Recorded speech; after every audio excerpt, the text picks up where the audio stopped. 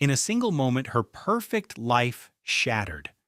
A mysterious envelope, 3 photos, and a truth too cruel to ignore. The man she trusted for 8 years wasn't just unfaithful. He was a master manipulator, a thief, and the architect of a devastating lie. As secrets unraveled, she discovered she wasn't the only victim, but part of a carefully crafted scheme spanning years, hearts, and millions of dollars. Betrayed, broken, yet rising stronger than ever. This is the story of a woman who turned pain into power and helped bring a monster to justice. This story reminds us that trust is precious, but blind trust can be dangerous. Always value your intuition, protect your independence, and never ignore the small signs because the truth, no matter how painful, is always better than a beautiful lie. If this story moved you, don't forget to support the channel with 1 like and 1 share to keep these powerful stories coming. Thanks for watching. It was a Saturday at the mall when my husband texted me. He said he was busy and that I would be eating dinner by myself. I let out a little sigh and started walking to my car. Suddenly, a woman called out my name. I saw it was someone I met years ago at an architecture event. She rushed over looking worried and pushed an envelope into my hand. In a low voice, she said, "You have to look at this now." She told me to question how well I knew my husband. A few minutes later in my car, I opened it and my blood ran cold. Hello and welcome to our story. Please like and subscribe and tell us where you are from in the comments. Just a reminder, this is a fictional story created to be dramatic and share important lessons. Any resemblance to real people or places is a coincidence, but the story's message is very meaningful. The September sun was setting over North Austin, making long shadows on the stone paths of the shopping center. It was a truly perfect Saturday afternoon. The temperature was 78 degrees with a light breeze that smelled like jasmine from the planters near Nordstrom. I switched my shopping bag to my other hand, wondering if I should visit Williams-Sonoma before going home. Graham had sent the text that morning about work, so I knew I was having dinner alone again. That was nothing new. I was almost to the parking garage when I heard my name, Lillian Grant. I spun around. A woman in her mid-30s was approaching me, wearing nice slacks and a cream-colored shirt. She looked professional but friendly. Her dark hair was tied back in a low ponytail. Her face seemed familiar, like when you meet someone just one time years before at a big event where you meet hundreds of people. She said, "It is me, Deanna Cole," with a slightly unsure smile. "We met at that AIA Texas conference in Houston back in 2018. You spoke about sustainable home design. I recalled you mentioning reclaimed wood, which I thought was brilliant." I blinked, and the memory slowly came back to me. It was in Houston, inside the Hilton Americas ballroom. I was on a panel and was so nervous because I was the youngest architect there. "Oh my gosh," I said, a smile appearing on my face. "Yes, I do remember. You were in the third row, right? You had a question about the cost." Her face brightened. "You remember that?" I replied, "Well, it was a very smart question." I moved my shopping bag again. "So you live in Austin now?" She said, "I moved here 3 months ago. I am a forensic accountant. I mostly do freelance jobs for law firms. Austin is a great city for that kind of work. What about you? Are you still creating beautiful homes?" "I am trying to." I chuckled. "My company is downtown. We focus on luxury homes and some smaller commercial buildings."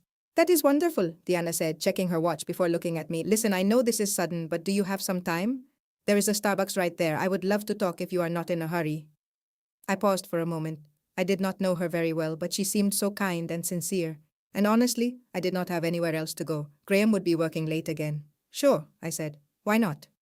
We found a table outside under a large green umbrella, with our iced coffees sweating on the table. Diana asked me the usual things. How long had I lived in Austin? Was I married? Any children? I gave her the short answers. I moved here in 2016 because of Graham's job. We had been married for 8 years, no children yet. "We are still trying," I said, the words just coming out. It was my standard reply. It gave a sense of hope without sounding too sad. Diana nodded with a look of understanding. "That must be difficult." "It is just how things are," I said, sipping my coffee, wanting to talk about something else. "How about you? Are you married? Do you have kids?" "No and no," she said with a smile that seemed a little strained. "My work takes up all my time. Also, I have had some, you could say, trust issues. A bad breakup a few years ago. I'm still getting over it." "I'm sorry to hear that." "Do not be. I learned from it." She stopped talking and stirred her coffee with her straw. "Your husband is named Graham, is that right? What field is he in?" "He manages an investment fund, Hayes Capital Advisors. It is a small company that deals with real estate projects. He has owned it for a couple of years. Before that, he was with a larger company in Dallas." "It sounds like he is successful." "He is," I said with a smile.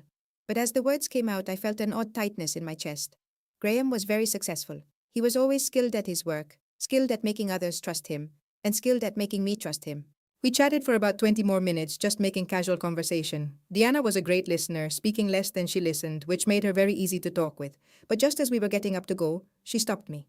She reached into her purse and pulled out a plain brown envelope. Lillian, she began softly, I have to give you this.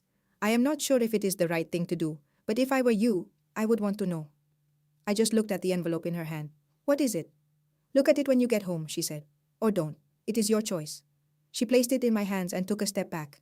My number is in there. Please call me if you want to talk.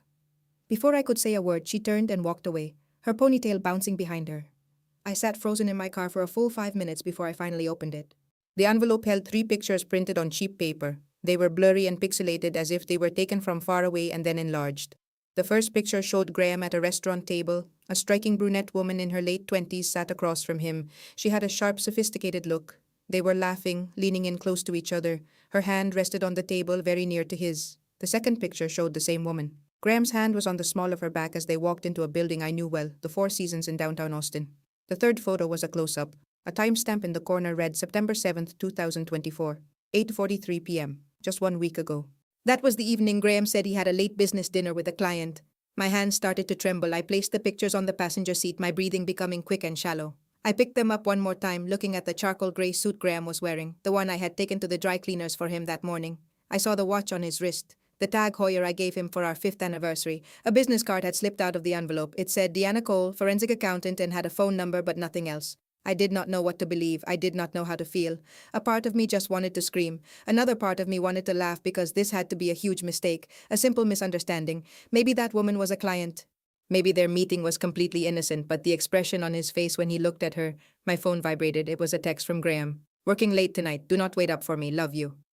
I looked at the words on the screen. 3 days earlier, those words meant the world to me. Now they sounded like a performance, like he had memorized his lines and was saying them on cue. I had to have answers. But if I asked him about it now tonight, he would just deny it. He would have a prepared excuse. He was always good at that. I needed solid proof. I started my car with my hands still shaking and drove out of the parking garage. The pictures were beside me on the seat, turned upside down, like something I could not stand to see, but also could not get rid of. For 8 years I had put my faith in him. For 8 years I had believed everything he said, but tonight for the very first time I did not think I believed anything he said anymore. I could not sleep at all. Graham got home a little after midnight. The garage door made its usual rattling sound, a sound that always used to make me feel secure. I could hear him moving around the house, his keys on the kitchen counter, his shoes being kicked off by the door, the sound of water running in the bathroom. When he came into bed next to me, I kept my eyes shut and my breathing steady, but I was completely awake. I could smell a fragrance on him. It was faint but clear. It was perfume. It was floral and expensive, and it was not mine. I just lay there in the darkness, hearing him breathe, and the only thing I could see in my mind were those pictures, his hand on her back, the way she leaned into him. The timestamp read September 7th, 2024. The evening he claimed to have a client dinner. At 3 in the morning, I could not take it anymore. I quietly got out of bed and went down the hall to our home office. It was a small room that looked out over our backyard. Graham did not use it much because he liked working at his downtown office. I shut the door, switched on the desk lamp, and opened my laptop. I typed in Diana Cole, forensic accountant, Austin. Her LinkedIn page was the first result. She was educated and had many credentials. She had 15 years of experience looking into financial crimes for law firms and private customers. Before this, she worked as an analyst at a major accounting firm in New York. Her entire profile seemed completely legitimate. I just stared at my computer screen, feeling sick to my stomach. Why would a forensic accountant be investigating my husband? What kind of case was she working on? And what was her reason for giving me those pictures? I began to think about the last 6 months. Graham had been acting differently. It was not a huge change, nothing I could identify and say, that is when things changed. It was a series of little things, more trips for work, more evenings working late, phone calls he would take in another room. There was a new kind of distance between us I could not quite describe. It was like he was only ever halfway there. His thoughts were always on something else. I had convinced myself it was just stress from his job. He was trying to grow his business. He was feeling a lot of pressure. But maybe I had just been fooling myself all along. The next morning at 9 o'clock, the garage door opened. I was in the kitchen, faking interest in the Sunday paper. Graham walked in dressed for golf, wearing a polo shirt and khakis with his tightless cap. He kissed my forehead, poured some coffee, and took a granola bar from the cupboard. I have a 10 o'clock tea time, he announced. Johnson from the investment group will be back by 3. Sounds good, I said, keeping my voice cheerful. Have fun. He smiled, gave my shoulder a squeeze, and then he was gone. I waited to hear his car pull away from the house. Then I took out my phone and sent a text to Diana. Can we meet? I have to talk. Her reply was almost instant. Coffee shop on South Lamar. 11 a.m. Come by yourself. The place was Cosmic Coffee, a classic Austin spot. It had quirky furniture, local art, and coffee strong enough to raise the dead. Deanna was already at a back corner table when I got there, far from the brunch rush. She watched me approach with a guarded look on her face. "Thank you for meeting me," I said, taking the seat opposite her. "Of course," she replied, her hands folded on the table. "I was not sure if you would contact me." "I almost did not," I admitted, taking a deep breath. "How did you find those pictures?" She answered right away. "I investigate financial crimes like embezzlement and fraud. Your husband's company appeared during some research for a client. I remembered you from a conference in Houston. I saw him with that woman multiple times in ways that did not seem professional. I believed you had a right to know." "Who is she?" Deanna brought out a tablet, swiped the screen a few times, and showed it to me. It was a LinkedIn page.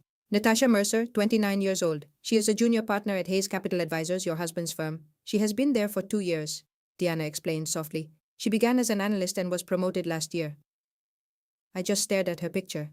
She was stunning in a very polished and sharp way. She had dark hair and smart eyes. She looked like she belonged in a boardroom. She was the type of woman Graham would be impressed by.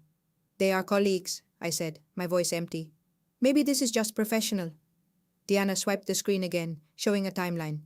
"July 2024, she said. "They were in San Antonio for a real estate conference and stayed in the same hotel. My records show they checked in within 20 minutes of each other on the same floor." She swiped again. "August 2024.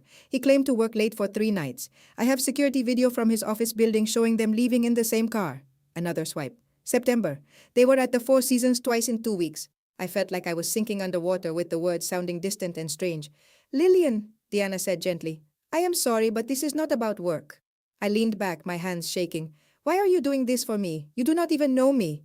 She paused for a moment. "Let's just say I have been through this before. I think women should know the entire truth before making big life choices." Her tone held something personal and unspoken, but I did not ask. "What should I do?" I asked her. "Let me help you investigate quietly," she offered. "We can find out everything that is happening before you say anything to him. We will check financial records and communications, everything." I was hesitant. The situation felt completely unreal. Yesterday morning, my marriage felt strong. Now I was in a coffee shop with a stranger, plotting to spy on my husband. "Okay," I finally agreed, "but I have to check one thing on my own first." The drive home was a blur as my thoughts raced. As soon as I arrived, I went to the office and logged into our joint bank account. It all looked perfectly normal. Mortgage payments, utility bills, groceries, all the usual expenses. Then I opened my trust fund account, which I inherited from my grandmother 5 years ago. It held $850,000. I had hardly used any of it. Graham always said it was best to let it grow and that he would handle the investments. But when the screen loaded, it said, "Access denied. Please contact your bank for assistance." I stared at the screen, my heart hammering in my chest. I tried logging in again and got the same message. I quickly grabbed my phone to call the bank's helpline. "This is Lillian Grant. I cannot access my account ending in 4739. I am getting an error." "One moment, Mrs. Hayes." I heard a pause and the sound of typing. "It appears that account needs in-person verification because of some recent activity. Can you come to the branch on Monday morning?" "What sort of activity?" I asked. "I cannot share those details over the phone, but we can explain everything at the branch." I ended the call with trembling hands. Why was I locked out of my own money? Graham took care of our finances. He was always better with money than I was. But that account was mine, was it not? I glanced at Deanna's business card, which was still on my desk from the night before. This was about more than just an affair. I did not sleep at all that Sunday night. When Monday morning arrived, I had already had 3 cups of coffee. The knot in my stomach felt permanent. I dressed in a navy blazer and white blouse, an outfit to make me look composed even though I was falling apart. I drove downtown to the Wells Fargo on Congress Avenue. My knuckles were white from gripping the steering wheel so tightly. The building was all glass and steel, looking polished and cold. I walked in at exactly 9 o'clock and gave the receptionist my name. She smiled, made a quick phone call, and in less than 2 minutes, a woman in her 50s appeared. She wore a sharp gray suit and had kind eyes. "Mrs. Hayes, I am Patricia Miller, the account manager. Thank you for coming. Please, let's go to my office." Her office was small but professional. It had family pictures on the desk, a fern in the corner, and the quiet hum of air conditioning. She pointed to a chair for me, then opened my account on her computer. "So," she began carefully, "we froze your online access because of some unusual activity. It is nothing to be alarmed about. This is a security step we take when we see patterns that are out of the ordinary." She typed for a moment. "Let me open your trust fund account now." I leaned closer, my heart pounding. The screen filled with lines of transactions, all of them withdrawals. "This is what we are seeing," Patricia said, scrolling down the page. "Over the last 9 months, a series of transfers were made from this account. They were all authorized, so they did not set off fraud alarms. However, the sheer number of them did alert our system for a review. Authorized by who? I asked, my voice strained. She indicated the screen. December 2023, $8,500 for an investment with Hayes Portfolio Management. January 2024, $7,200 for a venture with HM Capital. February 2024, $9,800 for a real estate deal with Hayes Properties. The list kept going. March, April, May, all the way to September. The total was $67,500. I looked at the numbers and my vision started to go blurry. I did not authorize any of these, I said. Patricia's expression changed to one of sympathy and concern. Our records show the transfers were made with a power of attorney you signed in 2018. What? I was speechless. No, well, yes, I did sign a document in 2018. Graham told me it would let him manage our investments more easily while I was busy with work. But it was a limited document. He was only supposed to move money between investment accounts, not take it out. Patricia paused, then opened a drawer and took out a file. This is the document we have, she said, sliding it over to me. It was a general power of attorney. I quickly read the first page of legal terms and authorizations. Then I saw my signature on the bottom of the second page. It was my handwriting with the same loops and slant. But I had no memory of signing this specific document. Wait. I went back to the first page and read it more closely. This says general power of attorney. That is not right. I signed a limited one. Patricia's expression became more serious. Mrs. Hayes, this document includes a notary's official seal. It has been in our files for 6 years. She pointed to the bottom of the page with the signature. Notarized by Natasha Mercer. Commission number 87392, State of Texas. The breath went out of me. That is his co-worker, I said in a quiet voice. The woman from the pictures. Patricia gently closed the file. Perhaps I should leave you alone for a moment to take this in. No, I said, sitting up straight. I want copies of everything, every transaction and every document. Of course, she said, then paused. Do you want to make a fraud report? I thought for a moment.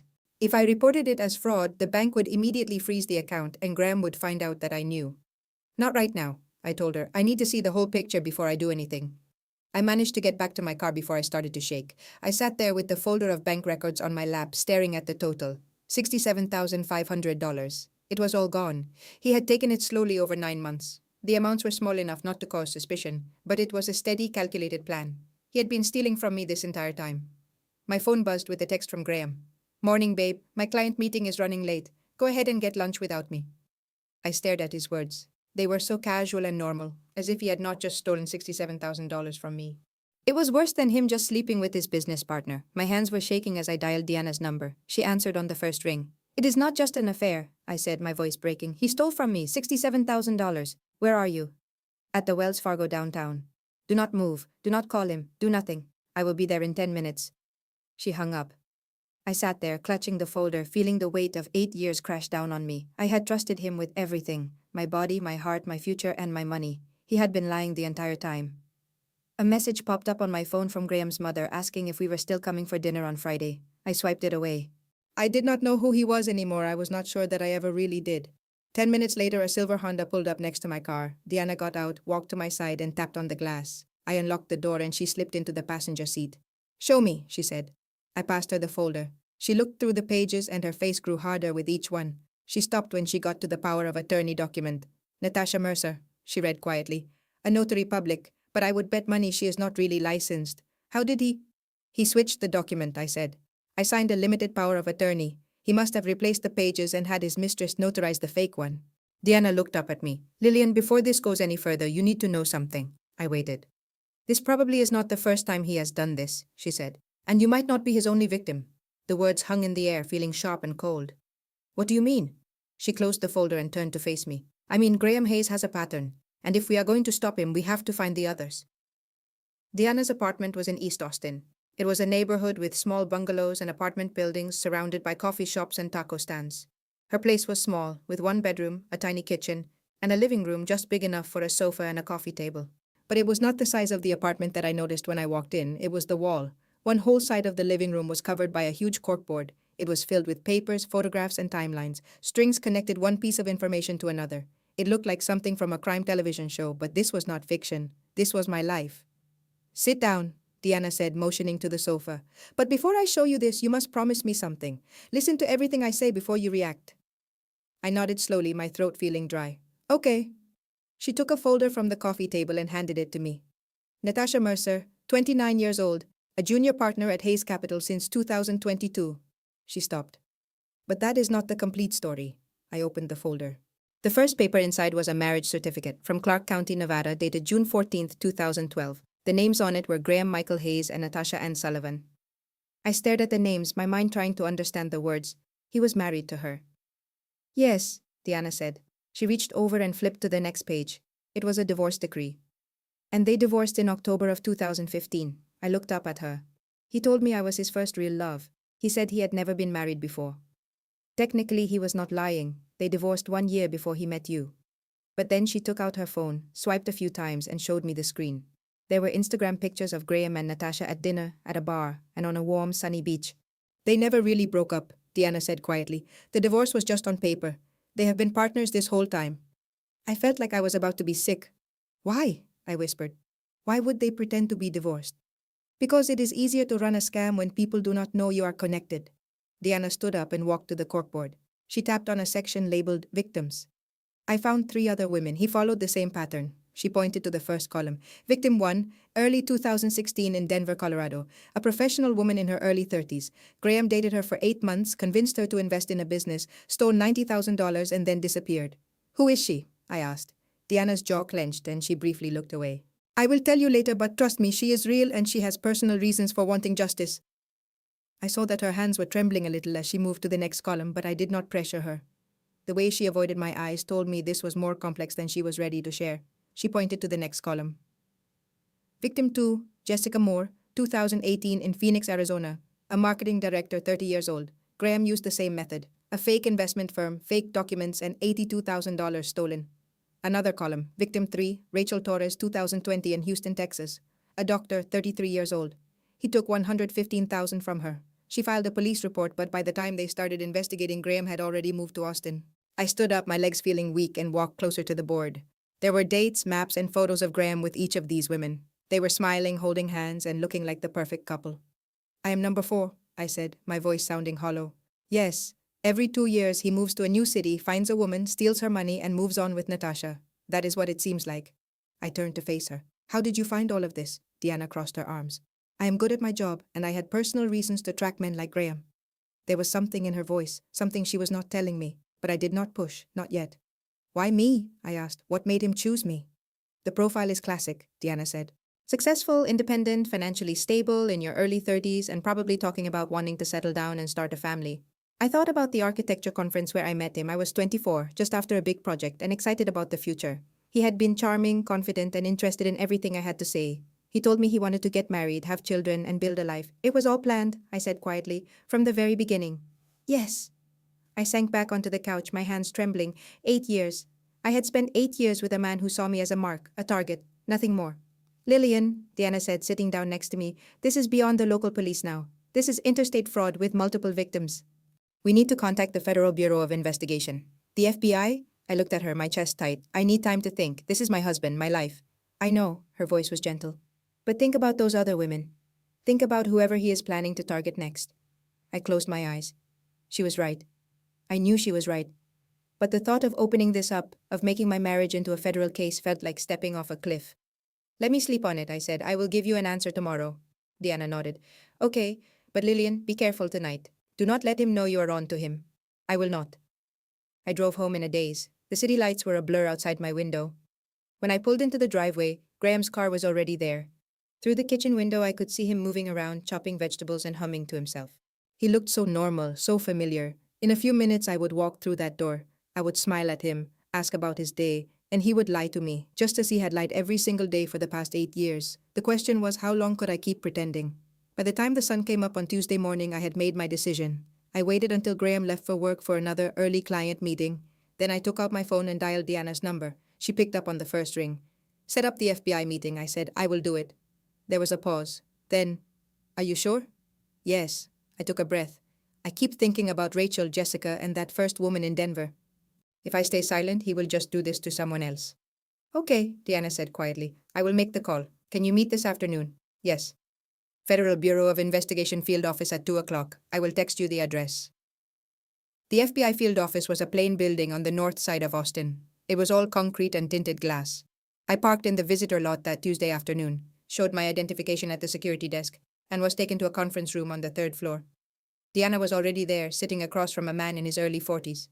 He had dark hair, a sharp suit, and a face that looked like it had seen too much and was not surprised by anything anymore. Mrs. Grant, he stood and offered his hand. Special Agent Michael Torres, Financial Crimes Unit, thank you for coming in. I shook his hand and sat down. My palms were sweaty. Miss Cole briefed me on your situation, Agent Torres said, opening a folder. But I need to hear it directly from you. Start from the beginning. So I told him everything. The photos Deanna gave me. The missing $67,500 from my trust fund. The forged power of attorney notarized by Natasha Mercer. The pattern across cities. Denver, Phoenix, Houston, and Austin. The marriage to Natasha. The fake divorce. The Instagram posts proving they had never really separated. Agent Torres listened, taking notes, his expression unreadable. When I finished, he leaned back in his chair. Miss Cole mentioned she has been providing us with information about your husband's firm for about 18 months now. Is that right, Deanna? I turned to her. 18 months? You have been investigating him that long? Deanna's jaw tightened. I will explain later. Right now, Agent Torres needs the facts. Agent Torres flipped through his folder. Mrs. Grant, we have had an open investigation into Hayes Capital Advisors since mid-2023. 3 clients filed complaints with the Securities and Exchange Commission alleging missing returns. Each time your husband settled privately and they withdrew their complaints. We suspected coercion but could not prove it. He slid a document across the table. Your case, combined with the multi-state victim pattern Miss Cole compiled, gives us probable cause for a federal search warrant. I stared at the paper. You are going to raid his office. It was Thursday morning at 9 o'clock. Torres's tone was steady and professional. He said that until then I had to behave completely normally. Could I handle that? I thought about my routine, making supper and sleeping beside him as if nothing was wrong. I said yes, I could do that. Wednesday had been the toughest day of my life. I went to the office, sat in meetings, and handled emails. When I got home, Graham was making pasta with a glass of wine. He smiled and said, "Hello, darling. How did your day go?" "It was fine," I answered, putting my bag down with a cheerful voice. "Just busy." He came close and gave me a kiss. "You feel a bit off. Is everything all right?" I replied, "Just a tight deadline at work." He said, "Try not to work so hard." He offered me a glass of wine. "I love you," he said. I forced a smile. "I love you too." The words felt heavy and false. Graham wanted to be intimate that night. I went through with it feeling empty and disconnected, my thoughts far away. He fell asleep right after with his arm around my waist. I laid there looking at the ceiling, listening to his even breathing beside me. I wondered who this man next to me really was. Thursday morning was dreary and cold. Graham headed to his office at 8:30, just like every day, kissing my forehead as he left. I gave it 10 minutes before I sent a text to Torres. "He is here." At precisely 9, my phone rang with an unknown number. "Mrs. Grant, this is Torres. We are serving the warrant now. Your husband might call you. Please stay calm." Act surprised. "Okay."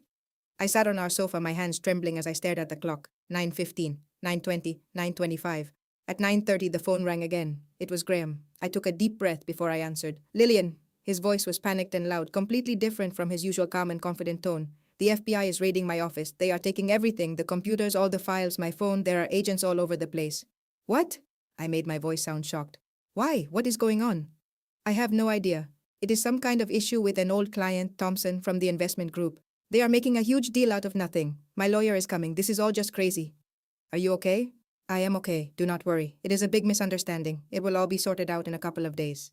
"Okay," I replied in a quiet voice. "Come home when you can." He ended the call. I put my phone down, my hands still shaking. It had begun. Graham arrived home that evening in a fury, pacing our living room like a trapped animal. His tie was loose, his hair was a mess, and his face was flushed with anger he could barely contain. "They shamed me in front of my whole team," he said, his voice strained. "They came in with a dozen agents as if I were some kind of felon. They threw everything into boxes. They made all my employees stand outside during the search." "What are they investigating exactly?" I asked, making sure my tone was gentle and concerned. "An old client is claiming I mishandled his funds. It is complete nonsense. The guy is just angry he lost money in the market." He understood the risk of investing. I watched him lie so easily, his expression smooth and self-assured even while he was angry. A cold feeling started to grow inside my chest. "I hope this gets straightened out soon," I said. "It will," he said, running a hand through his messy hair. "My lawyer says they do not have anything real. This whole thing will be over in a week or two." He pulled me into a hug, wrapping his arms tightly around me. "I am so sorry you have to go through this." I just closed my eyes. It is okay. But it was not okay. Much later that night, after Graham was sound asleep, my phone vibrated on the nightstand. It was a text from a private number. "Forensic analysis has started. Initial results show your husband's company is a Ponzi scheme. There are at least 40 victims. Meet me tomorrow at 9 a.m., my office.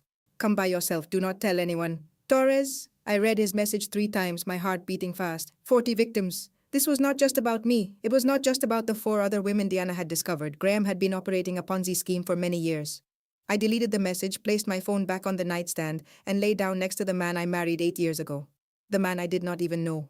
I got to the FBI office at 9 o'clock on Friday morning. My hands were still shaking from the night before. I had hardly slept at all after reading the text from Torres about the Ponzi scheme, the 40 victims, and the true scale of Graham's crimes, which were so much bigger than I had ever thought.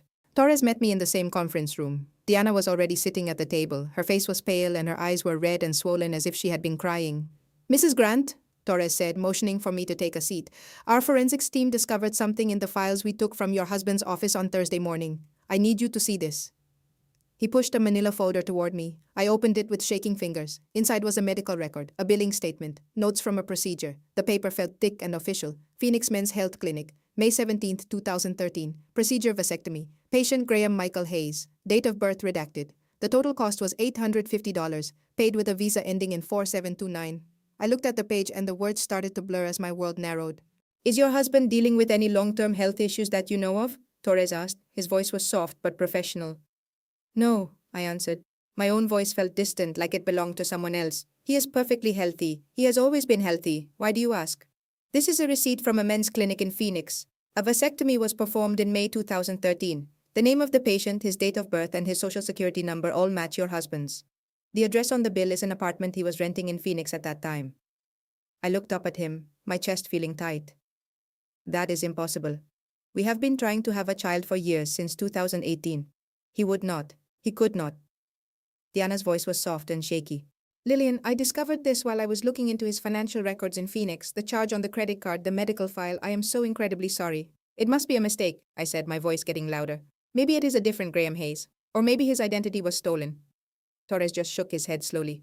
"The social security number and the billing address are a match. We confirmed everything with the clinic. This is your husband. He had this procedure done 3 years before you ever met him."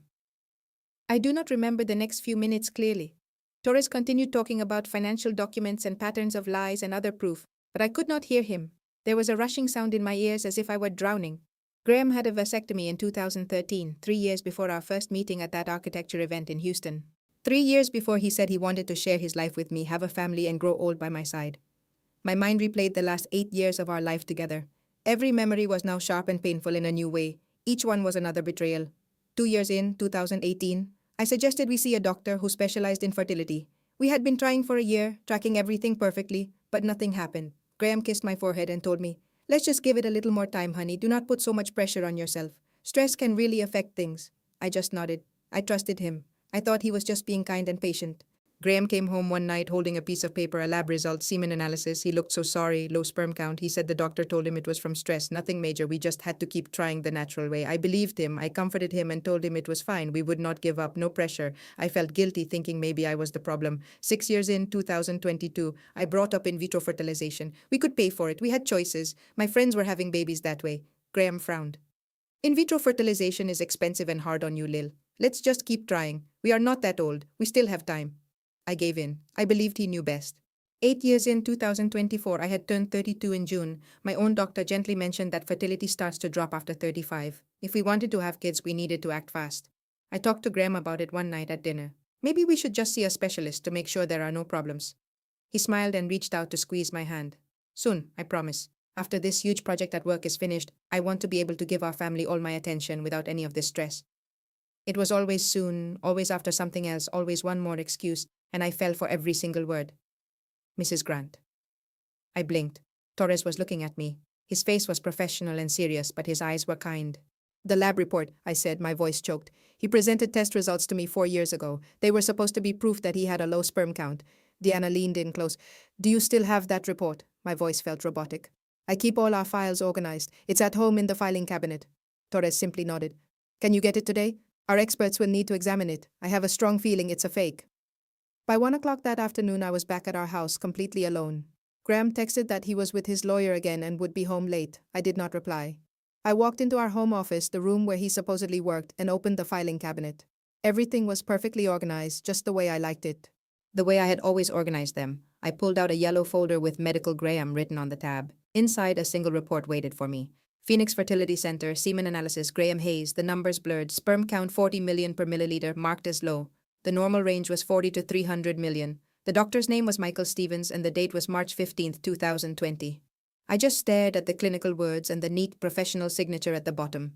Then, I took out my phone and searched for the Phoenix Fertility Center. Nothing. I tried again, adding Arizona to the search. Still nothing. I dialed the phone number on the letterhead. The number you have called is not in service. A recorded voice told me to check the number and try again. I drove back to the Federal Bureau of Investigation office, the report safe in a plastic sleeve. My hands felt numb on the steering wheel and my mind was a complete blank. Torres met me at the door, leading me straight to the forensic lab. It was a sterile white room on the second floor, full of computers and strange machines. A woman in her 50s with short gray hair and a lab coat took the document. She scanned it, then fed it through a machine with infrared lights. I sat in a hard plastic chair and waited. After 30 minutes, she finally looked up from her computer. "This is a forgery," she said, her voice flat. "The template came from the internet, likely a medical sample website." She explained it was filled out on a home computer and printed on a regular inkjet printer, not a medical grade one. She showed me the document magnified on her screen. "See this?" she said, pointing. "The doctor's signature is a scanned image copied and pasted." She then pulled up a database. "And the Phoenix Fertility Center does not exist. It never has. There is no record with the Arizona Medical Board, no address, nothing." Torres turned to look at me. "Your husband created this document to make you think he was tested. He did it to keep you trying, to keep your hope alive." I sank into the nearest chair, feeling my legs give way beneath me. Back in the conference room, Diana gave me a bottle of water. "Breathe," she said softly. "You just need to breathe." But I could not. 8 years, I whispered. For 8 years, I believed we were trying. I blamed myself for every single negative test. I thought it was my body, my age, my stress. My voice broke. "He had a vasectomy before we even met. He never wanted to have children with me. He lied to me from the very beginning." Diana placed a warm, steady hand on my shoulder. "I know. I am so sorry." I looked up at Torres, my eyes blurry with tears. "Why? Why would he do this? Why marry me if he never wanted a family?" Torres's face was grim.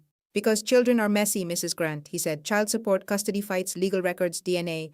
Men like your husband avoid messy situations. They prefer clean exits." "A clean exit? As if I were a business deal, a short-term investment to be used up and then discarded when I was no longer valuable." I thought of all the times I cried in the bathroom after another failed pregnancy test. I remembered blaming my body and my stress levels. I carried that guilt for years, certain that I was the problem, that I was failing him and our marriage. The whole time it was all a lie. Every single word, every promise he ever made was a complete lie. Torres walked me to my car as the sun went down, making long shadows stretch across the pavement. The sky was a beautiful mix of orange and pink, but it felt wrong, completely out of place with the horror I had just discovered. "Mrs. Grant," he said softly, "there is one more thing we should talk about, but I wanted to give you time to process this first." I looked up at him, feeling empty and exhausted. What more could there possibly be? He paused for a moment. "It is about Diana. It is about the real reason she started her investigation into your husband." I could not go home. The idea of walking in that door and seeing Graham's face, of pretending that everything was normal, was impossible. Not tonight.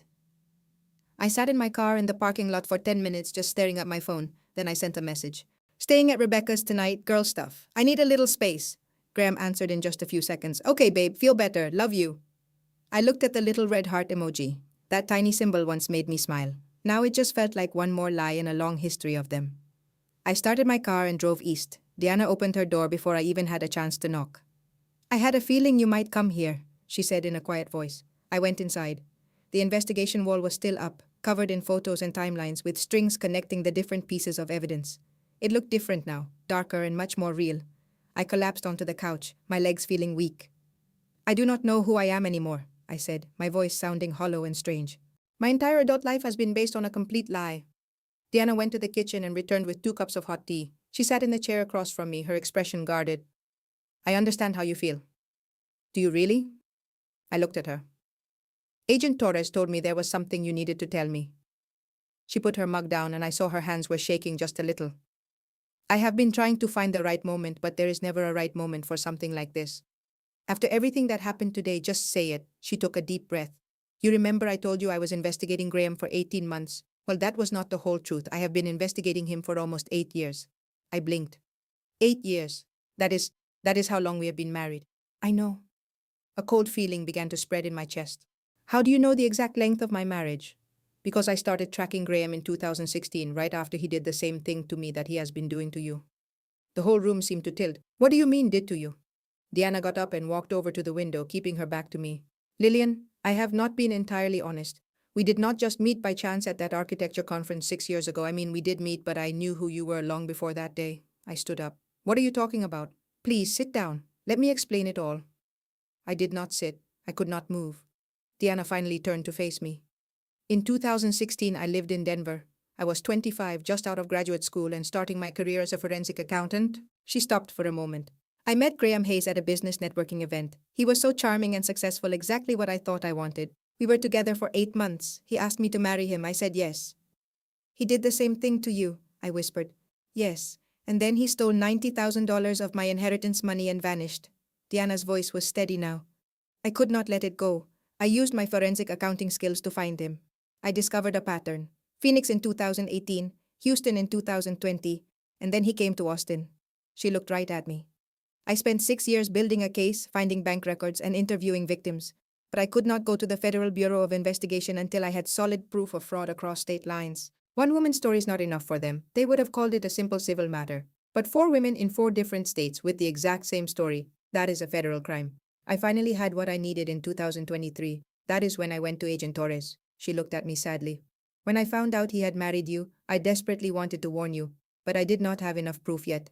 So I had to wait and watch and collect more evidence. That meeting at the Domain, I said slowly, that was not an accident. No, she said. I planned it. I felt a wave of nausea. You used me. At first you were just bait, yes. Diana's voice started to crack. But then I actually got to know you and I saw you were just like I used to be. Trusting in love and about to have your whole world destroyed, I could not let that happen again. So you lied to me, I said, my voice rising. Every single person in my life has been lying to me. Tears filled Diana's eyes. I know, and I am so sorry, but Lillian, everything I discovered, the affair, the money, the vasectomy, it is all true. I may have manipulated the situation, but the information is real, and there is more. I stood up and grabbed my purse. I cannot do this right now. I cannot trust anyone. I started walking toward the door. Lillian, wait, Diana called out, stopping me. Tomorrow, Agent Torres needs both of us there. They have found more than you and I ever did. I did not turn to look at her. How much more could there possibly be? I do not know, she said quietly, but whatever it is important. Torres called me 3 times today. He said we have to see it before Graham's lawyer finds out about it. I stood frozen, my hand on the doorknob. What time? 9 in the morning. I gave a single nod, then I left. I found a cheap motel off Interstate 35, the kind with a flickering neon sign and walls so thin you could hear everything. I paid with cash and checked into a room that smelled like old cigarette smoke. I lay down on the bed with all my clothes on. My phone buzzed. It was a text from Graham. Hope Rebecca is taking good care of you. Miss you. I flipped my phone over and stared at the water stains on the ceiling. 8 years married to Graham. 8 years that Diana had been hunting him. Everyone had been lying to me. Everyone had used me. I closed my eyes. Tomorrow Torres would reveal what else they had found. Tomorrow I would have to face Diana again, the woman who faked a friendship with me but was also the only one trying to save me. Tomorrow I would find out just how deep this awful nightmare went. But tonight, all alone in a strange motel room, I finally let myself cry. I did not sleep at all that night. I just lay on top of the covers, still in my clothes, staring at the textured ceiling until the first faint light of morning seeped through the cheap curtains. At 8:30, I was driving back to the FBI building. My hands felt steady on the steering wheel. The anger was gone. In its place was just a cold, empty exhaustion. Torres met me in the lobby. Mrs. Grant, I appreciate you coming back. You said you had more information for me. I do, he replied, and motioned towards the elevator. Miss Cole is waiting for us upstairs. My stomach twisted into a knot. I was not ready to face her. I could not forgive her yet, but I followed Torres into the elevator. Diana was standing by the window in the conference room. When I entered, she turned. Her face was pale and her eyes were red.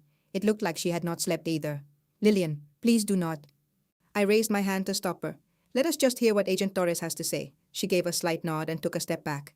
Torres closed the door and invited us to sit. He laid out several documents from a thick folder onto the table. In the last 48 hours, our team analyzed everything from Hayes Capital Advisors. He paused. What we discovered is much bigger than fraud. Your husband was running a Ponzi scheme. I just stared at him. A Ponzi scheme?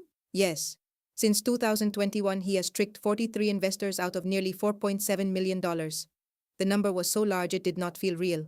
Torres slid a spreadsheet toward me with names, dates, and amounts.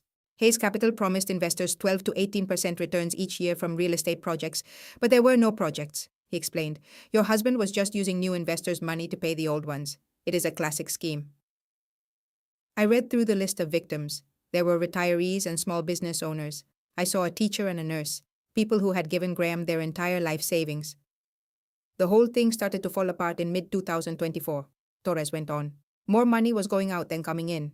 That is when your husband began using the money from his romance scams to keep the fund going. Diana spoke up.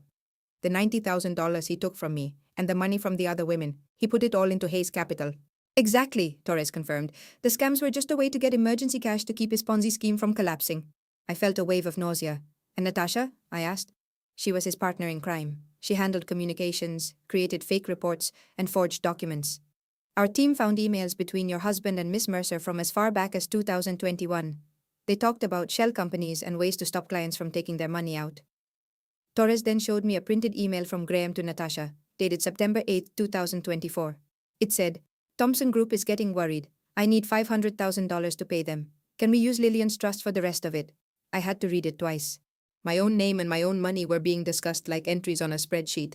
How much more was he going to take? I whispered. Torres looked at me with pity in his eyes. Based on their emails, his plan was to empty the rest of your trust fund, about $783,000. The world seemed to spin. Nearly $800,000. It was everything my grandmother had left for me, everything I had saved for our future. What happens now? Diana asked. We are filing federal charges for multiple types of fraud, Torres said. If he is convicted, your husband could get 40 years or more in prison. Miss Mercer is facing 30 or more. 40 years? Graham would be 78 years old when he was released, if he was ever released. What about all the people he hurt? I asked. Can the investors get their money back? We are trying to freeze all of his assets, including offshore accounts and properties. Whatever we find will be used to pay people back, Torres explained. But to be honest, victims in these cases usually only get back 30 to 50 cents for every dollar they lost. I thought of the teacher and the nurse on that list. They could not afford to lose that much money. 43 people, I said softly. And the four of us. That makes 47 families. Yes, Diana said, her voice quiet. Lillian, I am so sorry. I should have told you everything right away. I looked at her. She seemed so small and tired. She looked broken, just like I felt. You used me, I said directly. I know. You used me as a trap to catch him. I know, she repeated, her voice trembling, and I am truly sorry. But everything I discovered about the affair, the money, and the Ponzi scheme was real. I did not lie to you about the facts, only about how I learned them. I was silent for a while. Then I said, You hunted him for 7 years. You gave up your entire life because you could not let him get away with it. Yes, she whispered. You found all the other women. You are the one who brought the FBI into this. Yes. You saved me, I said. It was not how I wanted to be saved, but you did. Tears welled up in Diana's eyes. I got up, walked over to her, and gave her a hug. She held on to me and started to shake. I am still angry, I whispered in her ear. But you were right. We have to face this together now. Torres cleared his throat gently. Mrs. Grant, there is one last thing. I pulled away from Diana and wiped my tears. What is it? We need you to help us trap him. We need to record a confession from him. He explained that without a confession, Graham's lawyer could claim the business just failed. We must have proof that he intended to commit fraud. How? I asked. Torres opened a drawer and took out a small black box. Inside was a beautiful silver pendant. This is a recording device. We need you to invite your husband out for a quiet dinner at a public place, he said. You will wear this pendant. Your job is to get him to talk about the money and the Ponzi scheme. We will have agents sitting nearby. As soon as we have the confession, we will arrest him. I stared at the necklace. You want me to wear a wire? Yes, and you have to act like everything is perfectly normal. I looked at Diana. She nodded in support. I will help you get ready. We can plan out what you will say. You will not have to do this by yourself. I looked back at Torres. When does this need to happen? As soon as you can, he said, before his lawyer realizes how much proof we have against him. Sometime in the next week would be best. I picked up the heavy pendant. Okay, I said, I will do it. The drive home felt like I was heading to my own doom. I stopped at a red light, my knuckles white from gripping the steering wheel so hard. I had to remind myself to breathe. In my purse, the recording device felt like it weighed 1,000 pounds. In just 6 days, I would have to wear it. In 6 days, I would have to record my own husband's confession over dinner. But first, I had to get through tonight. I had to look him in the eyes and act like I knew nothing. The light turned green, and I continued driving home. When I arrived, Graham's car was already in the driveway. I could see him inside through the kitchen window. He was just moving around, looking completely normal. He looked so ordinary. He did not look like a man who had just stolen $5 million.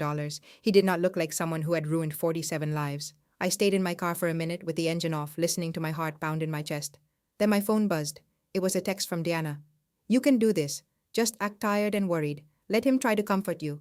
I texted back a simple, okay. Then, I took a deep breath, opened the car door, and walked into the house. Graham was in his office, focused on his laptop. He looked up when I came in, and his expression immediately changed to one of relief and concern. It might have even looked like love, if I had not known the truth. Lillian, he said as he stood up and pulled me into a hug. Where have you been? I was worried sick about you. I must have called you 10 times. I let him hug me even though my body wanted to pull away. He was wearing his usual cologne, the same one he wore on our very first date. I used to find that scent so comforting. But now, it just made me feel sick to my stomach. I was at Rebecca's, I lied, my voice muffled by his shirt. I just needed some time. That whole thing with the FBI really scared me. He pulled back and held my shoulders, studying my face. I know. I am so sorry you had to deal with that, but everything is going to be fine. My lawyer talked to them. They have absolutely nothing on me. Are you sure? I asked, making my voice shake a little. It all seemed so serious. It is just one unhappy client, Graham said, his voice changing to the smooth, confident tone he used with his investors. A man named Thompson. He lost some money and decided to blame me. He filed a complaint and now the feds have to look into it. It is just a routine procedure. My lawyer said the whole thing will be dropped in 2 weeks. Thompson. That was the name from the email Torres had showed me. The one that said, Thompson Group needs $500,000 to keep them quiet. I made myself nod. Well, that is a relief. Exactly, he said with a smile, squeezing my shoulders. I did not want to worry you with the details, but believe me, it is all under control, I promise. I looked straight into his eyes, and for the first time I saw the monster hiding behind them. His words were calm, clear, and so persuasive. 8 years ago, I would have believed every single one. Even now, if I had not seen the proof myself, I might have. He was just that convincing. Okay, I whispered. I trust you. Saying those words felt like swallowing poison. Graham insisted on making dinner that evening. He prepared pasta carbonara, garlic bread, and a bottle of Chianti he had saved. He moved around the kitchen like a man without a single worry in the world, humming to the jazz music he always played. I sat at the counter and just observed him. I saw the skilled and precise way he chopped the garlic. I watched him taste the sauce and carefully add more seasoning, then pour wine into the pan with a dramatic flair. He glanced up and saw me watching him. What is it? He asked. Nothing, I replied. I was just thinking how lucky I am. His expression softened. I am the lucky one, darling. He walked around the counter, leaned in, and gave me a kiss. I kissed him back, but it felt hollow and automatic. He did not seem to notice. You have been so patient with me, he said, tucking a piece of hair behind my ear. With all the stress from work and the long hours, I know I have not been the best husband lately. You have never been a husband, I thought. You have been an actor playing a part. It is okay, I said out loud. I know work is very demanding right now. Well, I want to make it up to you. He turned back to the stove and stirred the pasta. Let's go on a date this weekend, just us. Somewhere really nice. My heart started to beat faster. What do you mean, dinner? Saturday night. He looked back at me, smiling. How about Uchi? You really love that place. We have not been there in months. I just stared at him, my thoughts racing. He was giving me the perfect opportunity. It was the ideal plan. This was the exact place and situation the Federal Bureau of Investigation needed. Uchi, I repeated, trying to sound light and surprised. That sounds wonderful. Good. I will book a table for 7:30. We can get all dressed up, drink a little too much sake, and eat tons of sushi. He served the pasta and placed my plate in front of me with a showy gesture. It will be just like old times. There were no old times. Every moment had been a complete lie from the very beginning, but I put on a smile. I cannot wait. After we ate, Graham sat on the sofa to watch a basketball game. I told him I had to answer some work emails and went to our bedroom. I locked the door, sat on the bed, and took out my phone. I sent a text to Diana. He suggested dinner. Uchi on Saturday, at 7:30 in the evening. It was his idea. Her reply came back almost instantly. Perfect. Torres is going to be so happy. That gives us 6 days to get you ready. How are you holding up?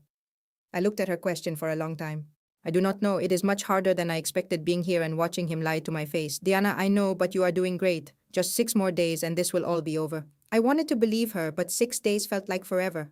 I erased our conversation, washed my face, and returned to the living room. Graham was still on the couch with a beer, his eyes glued to the television. Who is winning? I asked, sitting down next to him. We are, by 12 points. He put his arm around my shoulders and pulled me in close. This is nice, just the two of us. No more stress. I leaned against him because I had to, because that is what the old Lillian would have done. But on the inside, I felt like I was screaming. That night, I could not sleep, long after Graham was sound asleep. His arm felt heavy on my waist and his breathing was slow and steady. The clock on the nightstand cast a red glow in the dark room. 2:47 in the morning. In 6 days, I would be sitting across from this man at Uchi. In 6 days, I would have a microphone hidden inside a necklace and I would ask him to tell me everything. In 6 days, I would see federal agents enter that restaurant and take him away. But for now, I had to stay here. I had to wake up next to him. I had to smile when he smiled. I had to laugh when he laughed. I had to pretend that I did not know he was a monster who had tricked me for 8 years. 6 days, 144 hours. I could get through 144 hours. I had been through worse. I shut my eyes and made a promise to myself for when this was finished. When Graham was arrested and the entire truth was revealed, I would never allow anyone to make me feel so powerless again. Just 6 days until I reclaimed my life. 6 days until I could start over as a new person. I could do this. I had to.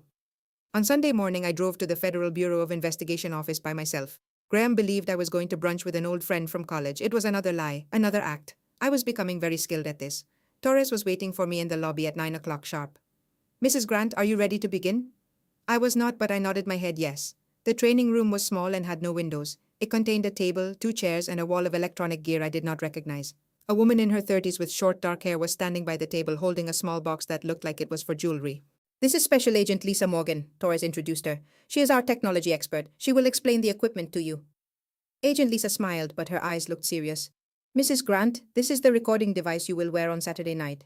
She opened the box. Inside there was a silver necklace with a delicate chain. It was simple and beautiful, the kind of jewelry I would wear for a special dinner, but it was not jewelry, it was evidence. It is activated by your voice, Lisa explained, picking it up gently. It can record for up to 8 hours with perfect audio quality. The microphone is right here. She showed me a tiny hole in the pendant's design. And the battery light is this small dot, but no one will see it unless they are searching for it. She gave it to me. It felt heavier than I expected. Please put it on, Torres said. Get comfortable with how it feels. I clasped the chain around my neck. The pendant felt cool against my skin, resting right below my collarbone. Now, Torres said as he pulled out a chair. Let's review what you are going to say. For the next 2 hours, Torres practiced with me. He sat at the table and asked me questions, showing me how to guide the conversation without making him suspicious. Begin by showing concern, he instructed. You are worried about your finances. You notice some withdrawals you do not recall approving. Be emotional, not accusing. I nodded and took notes. When he tries to change the subject, and he will, you need to push back gently. Say things like, but I am confused, or can you help me understand? Make him believe he is in charge, that he is just calming you down. What if he refuses to talk? I asked. What if he just stops responding? Torres leaned closer. Then you change your approach. You bring up Natasha, you bring up the affair. Men like your husband have big egos. They cannot help but explain themselves when they feel they have outsmarted someone. What exactly do you need him to admit to? 3 things. Torres showed me 3 fingers. 1, that he took the money. 2, that he forged the power of attorney document. And 3, that the investment scheme was a deliberate fraud. Even if he does not say those exact words, we need him to confess his intent. That is what makes this a crime, not just a failed business. I wrote everything down, but my hands were trembling. I took the money. I forged the document. The scheme was intentional. You can do this, Torres said, his tone a bit kinder. You have been living with him and acting normal for several days. This is just one more performance. The only difference is, this time we will be recording it. On Monday afternoon, I went to Diana's apartment. She had arranged her living room to look like a stage, with 2 chairs facing each other and a small table in between. She even had a fake menu from Uchi. We are going to do a role play, she announced. I will pretend to be Graham. You will practice asking your questions. I do not think I can do this. Yes, you can. She sat down and placed her hands on the table. Come on, sit down. I sat. Diana's entire demeanor changed. She sat up straighter, and her face adopted a look of confidence that I knew all too well. It was strange how perfectly she could imitate him. So, she began in a voice that was not quite her own. How has work been, darling? I just stared at her. Lillian, Diana said, breaking her character. You have to respond. Just pretend I am him. I took a deep breath. Work is fine, just busy. She smiled Graham's smile. Good. I am glad this whole Federal Bureau of Investigation mess has not caused you too much stress. Actually, I said, my voice shaking, I did want to ask you about something. What is that? I looked at our trust fund account last week. There were some large withdrawals I do not recognize, about $67,000. Diana, as Graham frowned and leaned back in her chair. Oh, right. Those were for investments, darling. I already told you about them. Did you? I do not remember signing any papers. You signed the power of attorney for me back in 2018. Do you not remember? I paused. Torres had said to be gentle, but I wanted to scream. Diana stopped acting. That was good. But when he says that, do not give up. Seem confused, not angry. Say, but I only signed a limited power of attorney, I interrupted, not a general one. She nodded. Exactly. Keep up that same energy. Force him to explain himself. Force him to lie. We rehearsed for 3 hours straight. By the time we were done, I was completely drained. I had cried twice. The first time was when Diana as Graham called me naive. The second was when she said, You have always been terrible with money, Lillian. That is why I manage it. Because those were exact words the real Graham had used, words I had once believed. You are going to do great, Diana said, giving me a hug after our final practice. On Saturday night, you will go into that restaurant and you will bring him down. I will be right outside the entire time waiting for you. On Tuesday morning, I had an urgent appointment with my therapist, Dr. Rebecca Lawson. I had been seeing her for a few years, mostly for stress at work and sometimes for our struggles with having a baby. But I had never told her the full story about Graham until that day. I sat in her cozy office, a place with warm lights and a sofa where I had cried many times. I told her everything. I told her about the affair, the stolen money, the vasectomy, the fraud, and the hidden microphone I would be wearing in just 4 days. Dr. Lawson listened quietly, her face showing the same calm patience it always did. When I was done talking, she asked, "Lillian, do you feel like you are betraying him?" "Yes," I whispered, even though I knew it was wrong to feel that way. "You are not the one betraying him. He betrayed you for 8 long years." She leaned forward in her chair. "What you are doing on Saturday night is not about revenge. It is about justice. It is not just for you, but for every single person he has ever hurt." "What if I cannot go through with it? What if he looks at me and knows I am lying?" "You have been acting for weeks now," Dr. Lawson said in a gentle voice. "You have been waking up next to him, making dinner with him, and pretending that everything is fine. You are much stronger than you realize, and you are not doing this by yourself." I nodded my head, but I was not sure I believed her. Graham came home Wednesday night whistling a cheerful tune. After a kiss on my forehead, he poured some wine. He casually mentioned that our dinner reservation at Uchi was all set, Saturday at 7:30, just the two of us, he said with a smile. "I cannot wait." "Me neither," I replied, smiling right back. And I truly meant it, because in 3 days, this whole nightmare would be over. Later, after Graham was asleep, I stared at the dark ceiling. My phone lit up with a text from Deanna. "You can do this. We are all behind you." I typed back, 3 more days, 3 more days," she answered. "Then you will be free." I put my phone down, closing my eyes. 3 days until I would finally ask Graham why he decided to ruin my life. I had 3 days to get ready for the biggest act of my life. I knew I could do it. I had no other choice. On Thursday morning, I told my office I was sick. I could not sit through meetings about blueprints when my husband would be across from me in 2 days and I would be wearing a wire. So instead, I sat at my own kitchen table. I stared at coffee I could not drink and a list of names Deanna gave me. It was 3 women in 3 different cities with 3 lives that Graham Hayes had ruined before he ever met me. I took a deep breath and dialed the first number on the list. Rachel Torres picked up after 2 rings. "Hello. Hi, my name is Lillian Grant. Deanna Cole suggested I call you. I am not sure how to begin this." There was a brief silence. Then she said, "You are married to him, are you not?" "To Graham?" "Yes." My voice trembled. "How did you know?" I asked. "Deanna told me he had found someone else. I am so very sorry." I squeezed my eyes shut. "I am sorry too for everything he did to you." Rachel's voice was calm and detached.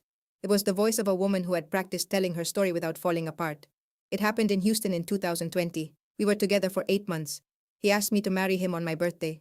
3 months after that, he had vanished with $115,000 from my savings account. I went to the police. They told me it was a civil issue. By the time I hired an attorney, he was long gone. He stole $67,000 from me," I said softly, "and 8 years of my life." "Well," Rachel's voice turned to steel, "then we will make him pay for it." "Deanna mentioned you will be wearing a recording device on Saturday night," she said, "and that the FBI will be there to arrest him." "Yes, good. When you are sitting there with him, look him straight in the eye, think about every woman he has ever betrayed and every single lie he has ever told. You get that confession for every one of us." "I will," I whispered. "I give you my word." An hour later, I was on a video call with Jessica Moore. Her face appeared on my screen. She had dark hair and intelligent eyes, with a small apartment in Phoenix visible behind her. She seemed younger than 36, but her eyes told a different story. "Lillian, hi. Thank you for doing this." "Of course," she said, tucking a piece of hair behind her ear. "I have been waiting 6 years for this phone call. Deanna told me about what happened." Jessica nodded. "It was 2018 in Phoenix. I was a marketing director at a new tech company. I met Graham at a business event. He was so charming and successful, exactly what I thought I wanted in a partner. We dated for 7 months. He spoke about getting married, having children, and buying a house. Then he talked me into investing in his latest business idea. $82,000 disappeared, and so did he. I am so sorry."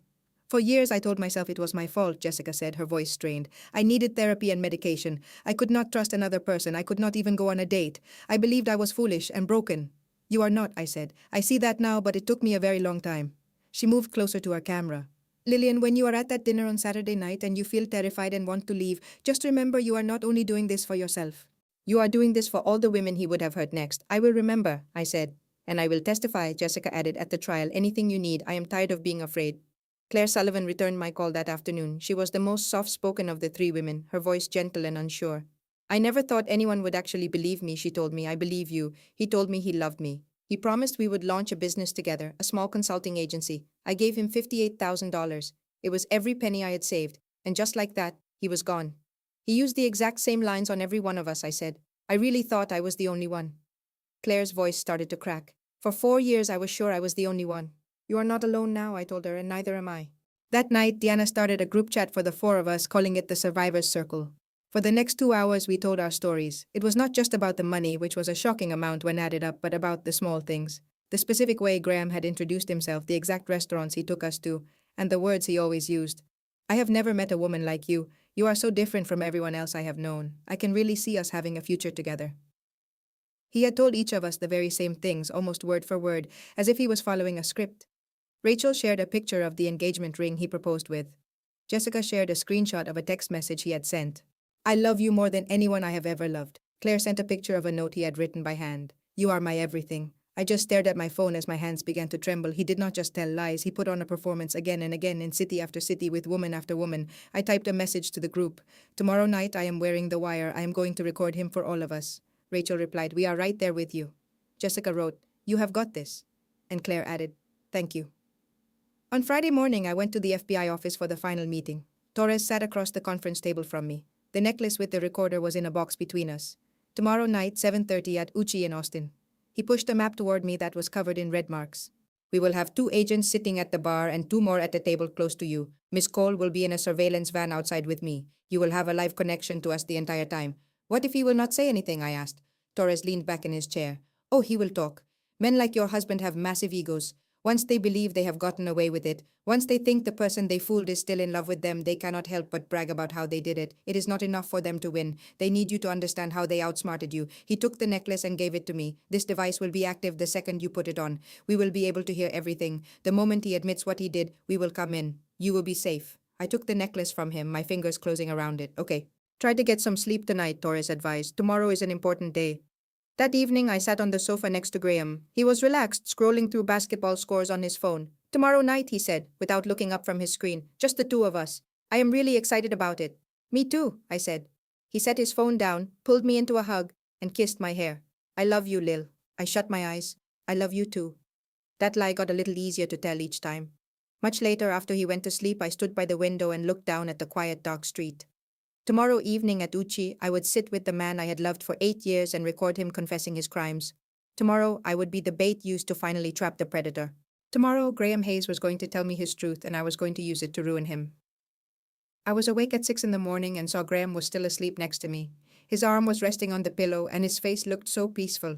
For a second, I just looked at him. This was the man I married, the man I put all my trust in, the man who in 13 hours would confess to things that would put him in prison for the rest of his days. And he did not have a clue. I got out of bed and went to the window. The sky was turning a pale gray with streaks of soft pink appearing. Somewhere in the city, FBI agents were getting ready. Deanna was probably awake as well, going over the plan again. In 13 hours, I would be sitting with Graham at Uchi, recording his confession. In 13 hours, this terrible chapter of my life would be over. By 8 o'clock, Graham was awake and moving around the house as if it were a normal Saturday. He brewed some coffee, humming with the radio, and gave me a kiss on the forehead as he handed me a cup. Tonight will be wonderful, he said with a big smile. I am so excited about it. Me too, I replied, keeping my voice cheerful. He glanced at his phone. I have to meet with my lawyer this afternoon. It is just a quick meeting about that FBI situation. I should be finished by 5. I will just meet you at the restaurant at 7. That sounds perfect. He kissed me one more time, took his keys, and walked out. The door shut behind him, and I stayed there in the silent kitchen. My hands were shaking so much that I had to put my coffee mug down. At 10 o'clock, I drove to the FBI building. Torres was there in the conference room with another agent named Lisa and Deanna. How are you doing? Torres asked me. I am terrified, I told them honestly, but I am prepared. Lisa opened a black case and took out the recording necklace. Let us just check it one last time. She placed it around my neck and I felt its cool weight against my skin. She then gave me a small earpiece that matched my skin tone. This is for your safety, she explained. If something doesn't feel right, if you are in danger, or if he becomes angry, we can talk to you. You just need to tap the necklace twice and we will enter the restaurant immediately. I nodded, unable to speak. Deanna got up and gave me a long hug. You are the most courageous person I have ever met, she whispered, and you are not doing this by yourself. I know, I whispered, but at that moment I felt completely and utterly alone. At noon, I drove to Zilker Park and found a spot near the water. Families were enjoying the day on the grass. There were children playing, couples taking walks, and people jogging. It was just a normal Saturday, full of the simple things I once did without a second thought. I took out my phone and went to the notes application. I began to type a letter I knew I would never actually send. Dear Lillian, 8 years ago, you met a man who you thought was perfect. You trusted him when he told you he loved you. You trusted him when he talked about starting a family. You trusted every single word. You were not foolish. You were not weak. You were just human. Today is the day you get your life back. Today is the day you are no longer his victim. You are so much stronger than you know. I saved the message, locked my phone, and just watched the water until my breathing returned to normal. At 3 o'clock, my phone buzzed with a text from Graham. The lawyer meeting was a success. See you tonight. Love you. I just stared at the little red heart. He was so sure of himself, so positive that tonight would be just another romantic meal, another lie that I would accept without a second thought. He had no clue what was coming. At 4 o'clock, I visited a salon on South Congress. The stylist was very friendly and talkative, the kind of person who could easily fill any silence. Is this for a special occasion? She asked while combing my hair. An anniversary dinner, I told her. How lovely, how many years? 8, congratulations. She gave me a warm smile in the mirror. You must be very excited. I am, I replied. And it was true, but not for the reason she imagined. By 5:30, I was home again, looking into my closet. I chose the navy dress, the one Graham bought for me 2 years ago. He always told me it made me look beautiful. I put it on, zipped it, and faced my reflection. The recording device hung right below the neckline, concealed by a delicate gold chain I put over it. You would never see it unless you were looking for it. I touched it gently. You can do this. At 6 o'clock, a text from Deanna arrived. We are all in place. Federal agents are at table 12 in the bar. I am in the van outside with Torres. You are not going through this alone. I typed back, thank you for everything. Go get him, was her reply. I looked at her message for a long time. Then I took my purse, checked my appearance one final time, and headed for the door. At 6:45, I was sitting in my car in the driveway. My hands were on the steering wheel and my heart was beating so loud I could hear it. In less than an hour, I would be facing Graham Hayes and asking him for the truth. In less than an hour, federal agents would enter that restaurant to arrest him. In less than an hour, the life I had known for 8 years would come to an end. I started the engine and drove onto the street. My hands were not shaking. My breathing was steady. I had practiced this scene over and over in my mind, but as I drove toward the city, toward Uchi, toward the man who had slowly broken me for 8 years, I understood something new. The fear was gone. I was prepared. And this time, everyone was going to hear the truth. It was Saturday, September 28, 2024, at 6:45 in the evening. I was driving toward downtown Austin. The steering wheel felt cool in my hands despite the warmth of the September evening. I was on South Lamar Boulevard. The city lights started to twinkle as the sun set, coloring the sky in shades of orange and purple. The song Come Away With Me by Norah Jones played softly from the speakers. It was a love song that used to make me happy, but tonight it felt like a bad joke. Come away with me. I did go away with Graham 8 years ago. I put my faith in him, created a life with him, and imagined having children with him. Now I was on my way to meet him with a recorder hidden under my dress. The Federal Bureau of Investigation had carefully planned every word I was going to say tonight. I took a slow breath, counting to 4, holding for 4, and breathing out for 4. It was the breathing exercise Dr. Lawson taught me during our emergency meeting on Tuesday. Your body will want to fight or run, she had explained, but you must stay in the moment. You must be calm, aware, and in control. Control. That idea had become meaningless to me in the last 2 weeks. At the red light on Barton Springs Road, I saw my reflection in the rearview mirror. The woman I saw looked calm. Her hair was freshly done at the salon, her makeup was perfect, and her navy dress was tasteful, but her eyes told a different story. They were the eyes of someone walking into a trap she had set herself. My phone vibrated in the cup holder. It was Torres at 7:02 in the evening. Safe arrival. All units are in place. The recording device is on. Stay calm. You can do this. With shaky fingers, I typed my reply. On my way. At 7:05 in the evening, I was in the parking lot on South Lamar. I found a parking space 2 blocks from Uchi. I parallel parked with the kind of automatic skill that comes from habit, not from thought. I sat for a moment with the engine off, my hands still on the wheel, watching the clock on the dashboard as the minutes passed. 7:06 in the evening. In 24 minutes, I would be face to face with my husband. In 24 minutes, the device would start recording. In 24 minutes, I would pose the questions the federal agents had practiced with me many times. Where did the $67,500 go?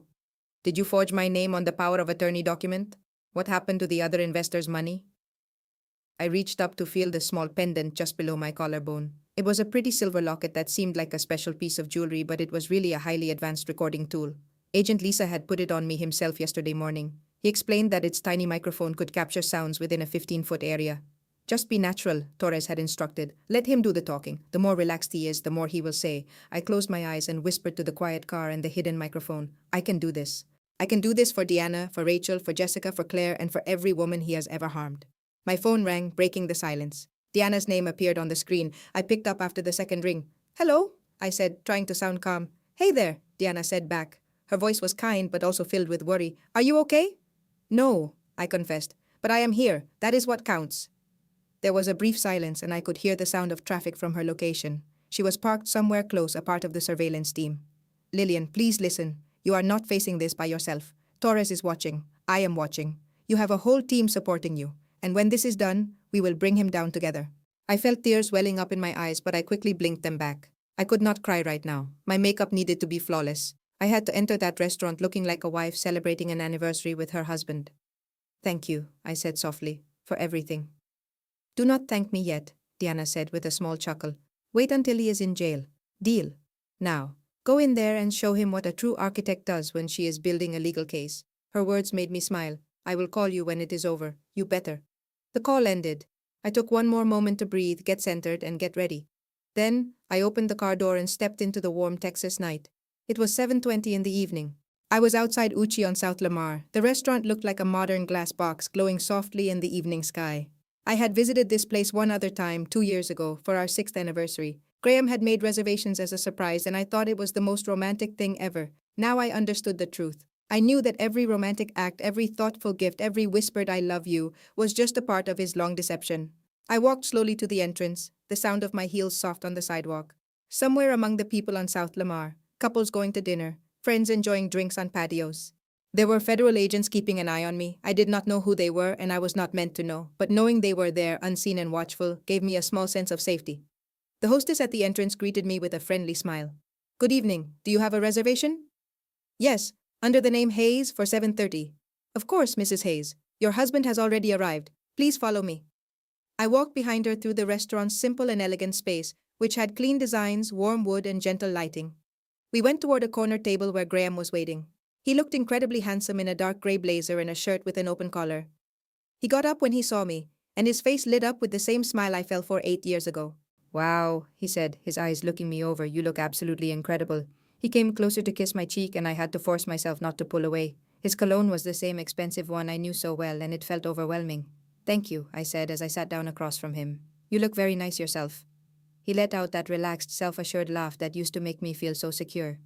We got comfortable in our seats, and a waiter came by right away with menus and glasses of water. Graham ordered sake for the both of us. The good kind, he said with a little wink. My hands were shaking under the table, so I held them together tightly in my lap. So, Graham started, leaning back in his chair, looking completely unworried. Our lawyer called me this afternoon. He said the whole FBI issue would likely be over within a week. He explained it was just a paperwork error with the client's account and that I had nothing to fear. I just nodded and kept my face calm. That is very good news. Yes. He reached over and held my hand, gently rubbing my knuckles with his thumb. I know you have been stressed, but we will be okay, Lil. We always are. I looked into his warm, lying eyes and felt the recording device hidden in my necklace. We are recording. All teams are standing by. You can start whenever you feel ready. The waiter brought our drinks, filled our 2 small glasses, and then walked away. Graham lifted his glass for a toast. I raised my cup, feeling the cool ceramic shake in my hand. To us, I whispered. We drank. Just then, my phone lit up with a message from Torres. Recording live. All units ready. Begin when you are ready. Graham was lost in the menu, excitedly pointing out dishes he wanted. I took a deep breath to steady myself for the first question. My trap was in place. In a moment, you will hear exactly what Graham confessed about the money, the lies, and the 8 years he stole from my life. But first, type the number 14 if you want to witness his downfall.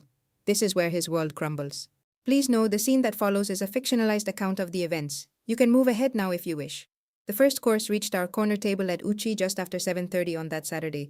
It was toro with yuzu and sea salt, and it glistened in the soft, warm light. Graham held his chopsticks with the confidence of a man whose life was not about to fall apart. This is wonderful, he said, enjoying the food. You know, I think we should do this more. Only the 2 of us. No work, no pressure. Just us. Us. That word felt like a blade turning in my chest, but I smiled and agreed. I would like that. He began telling a story about his golf game from that morning, a near hole-in-one on the 7th hole, and a bet he won against a client. I laughed in all the correct spots, tilted my head, and performed the role of a loving wife. Under the table, my hands were balled into fists so tight that my nails dug into my palms. The recording pendant felt cool and heavy against my collarbone, a quiet witness. Graham poured more sake for us, his actions relaxed and sure of himself. He did not know that across the room, sitting at other tables like regular patrons, FBI agents were observing, listening, and waiting. By 10 minutes to 8, I had let him talk through 2 more dishes, hamachi with jalapeno and uni on rice. I kept nodding and smiling, feeling my heart beat against the hidden device. Then I put my chopsticks down and folded my hands on the table, allowing a small look of worry to cross my face. Graham, my dear, I have been wanting to ask you something. He looked up at me, still smiling. Of course, honey, what is it? I've been a bit worried about our money lately. His smile faded for just a split second. Worried? Why? I checked the trust fund account last week. My voice was gentle and hesitant, as if I was ashamed to mention it. I saw some withdrawals that I did not remember making. He reached over the table and gave my hand a squeeze. Oh, those were some investments I took care of for us. You signed the power of attorney, do not you remember? I have been handling things for us. I pretended to be confused, but I do not recall signing a general power of attorney. I believed it was limited to the mortgage refinance in 2018. Graham's jaw became tight, but he forced a laugh. No, sweetheart, you are remembering it incorrectly. It was a general power of attorney. You signed it at the same time. I have the documents at the office. I tilted my head, continuing to act like the uncertain wife. Are you sure? Because $67,500 is a great deal of money, Graham. His hand tightened on mine just a little too much.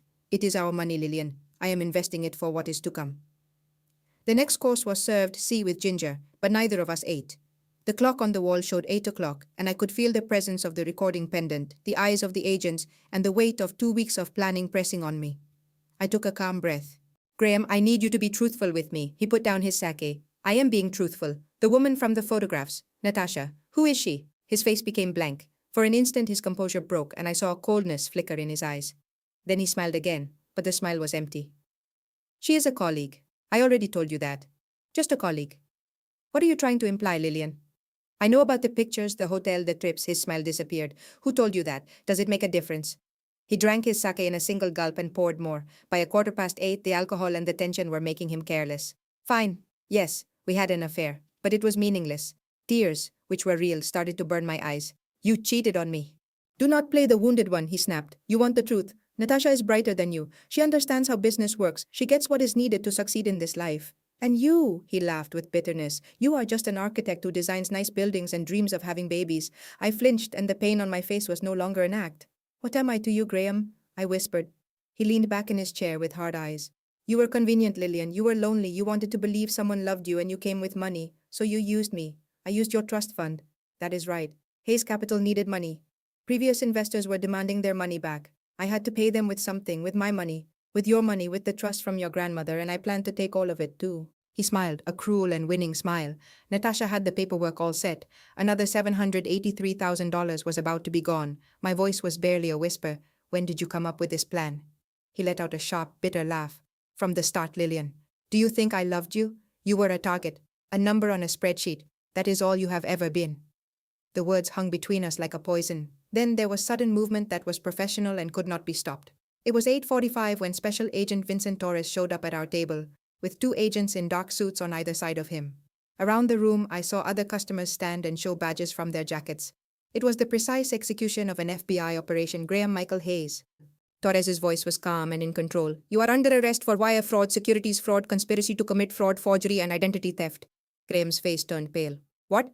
Torres signaled to an agent who came forward with handcuffs. You have the right to be silent. Anything that you say can and will be held against you in a court of law. Lillian. Graham's voice was broken. What is happening? I slowly got to my feet, my legs shaking, and I touched the silver pendant around my neck. It has all been recorded, Graham, I said in a quiet voice. Every single word. His face twisted in anger. You snake, you set me up. Torres moved in between us. Mr. Hayes, do not talk to the witness. Witness! Graham screamed. She is my wife. Not for much longer, I whispered. The agents pulled him up and cuffed his hands behind his back. Other customers stared, some recorded with their phones, while others whispered in surprise. The classy feeling of Uchi had been broken by the hard truth of the law. As they took him to the door, Graham looked back at me one last time. The charming smile had vanished. The warmth in his eyes, the kindness, the man I believed I loved for 8 years, had all been a performance. Now all I saw was a stranger.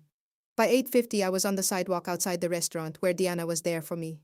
Her face showed a mix of strong emotions. As soon as she saw me, she hugged me tightly. I fell apart in her arms, crying the deep, painful sobs that I had kept inside for 2 weeks, for 8 years, for a lifetime. I did it, I said through my tears. I did it. You certainly did, Diana whispered strongly, holding me close. It is done, Lillian. It is finally done. But as the FBI van drove into the warm September night, its red and blue lights flashing against the Austin buildings, I understood one thing. The mask was off. And the only thing I had ever loved was the mask. The federal courthouse in downtown Austin seemed like a fortress made of limestone and glass when I went inside on a gray morning in October. Assistant United States Attorney Daniel Ross met me in a meeting room on the 3rd floor. He laid out the evidence on the long table like a general planning for a fight. There was the Uchi recording, bank records showing the $67,500 that was stolen from my trust, the forged power of attorney with my signature traced from a 2018 fundraising paper, and emails between Graham and Natasha about their plan to take another $783,000 from my account. This is one of the most solid sets of evidence I have ever seen, Ross said, with a calm and professional voice. He was in his early 40s, with some silver in his dark hair and the kind of quiet confidence that comes from winning many cases. Your recording by itself is a gift to a prosecutor, but when you add the financial papers, Natasha's help, and what the other victims will say, we are going to defeat him. I nodded. My hands were held tightly in my lap. A part of me wanted to feel victorious. The other part just felt empty inside. Around the middle of October, Graham's defense lawyer, a man in a sharp suit named Marcus Webb, made a request to block the Uchi recording, saying that I had invaded Graham's privacy. Judge Maria Delgado, a serious judge with 30 years of experience, rejected the request in under 10 minutes. Mrs. Hayes was the target of an ongoing fraud, she decided. According to Texas law, she had every right to record the conversation. The request is denied. The day that Natasha Mercer made her plea agreement, I saw her through the courtroom window as she stood in front of the judge in an orange jumpsuit with her hands in cuffs and admitted she was guilty of conspiracy and securities fraud. A plea deal for 8 years in federal prison if she testified against Graham. As federal marshals led her from the room, our eyes met for a brief moment. She did not look sorry, just resigned to her fate. The trial started on November 18th. The courtroom was filled with people. Reporters sat in the press area, and the families of his victims sat on the benches. FBI agents were quietly seated in the back. Graham was at the defense table in a nice navy suit. His face was blank, like this was all happening to someone else. When I went to the witness stand, the entire room became quiet.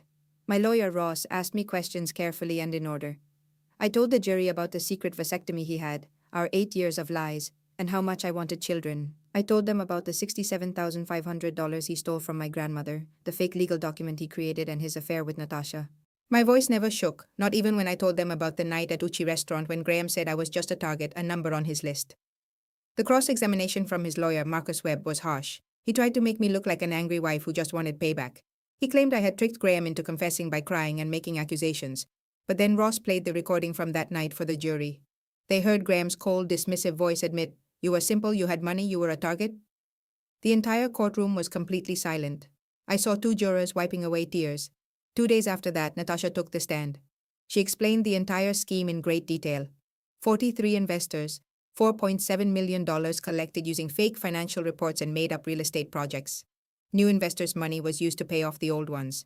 She confessed to faking paperwork, setting up fake companies, and having a plan to steal the remaining $783,000 from my family's trust fund. "We planned to take every last bit of it," she said with no emotion. "Graham said she would not even realize it was gone until it was all over."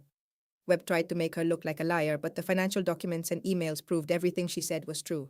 On November 22nd, the victims began to share their stories. Rachel Torres, a doctor from Houston who lost $115,000, was the first to speak.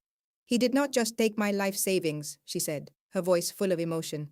"He took my ability to trust people, to love, and to think that someone could want me for me, not for my money." Jessica Moore from Phoenix, who lost $82,000, described trying to end her life after she learned what Graham had done. A retired school teacher who put his whole pension, $200,000, into Hayes Capital, cried as he told the jury he would now never be able to retire. When it was my time to speak, I stood up and looked straight at Graham. "He did not just take money," I told them. "He took 8 years of my life from me. He took my dream of being a mother. He took my feeling of being safe in the world, but he did not take my voice, and I am using it today." The jury only needed 4 hours to decide. When they came back on November 25th, the head juror read the decision for all 22 charges. Wire fraud, securities fraud, conspiracy, forgery, identity theft. Guilty, guilty, guilty. Graham's face showed no emotion, but I saw his hands grip the table tightly. His sentencing was on December 6th. Judge Delgado stared down at Graham with pure anger. "Mr. Hayes, you are a predator. You targeted women who were vulnerable and you ruined families. This court finds your actions disgusting." He was sentenced to 35 years in federal prison. He could not be released for at least 30 years. He also had to pay back $5.1 million to his victims.